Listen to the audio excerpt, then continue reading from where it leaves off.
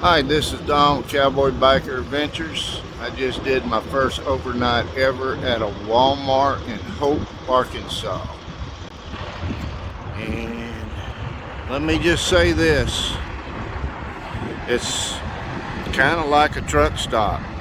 They got like 8 spots for trucks, but there's so much overflow. There's been times, counting me, 18 of them here at one time. So that's why I'm parked over here. There was trucks here also earlier. Overnight at a Walmart. Yes, it's a thing. There's even a map on Google that tells you all the Walmarts that allow it for all the United States. Check it out.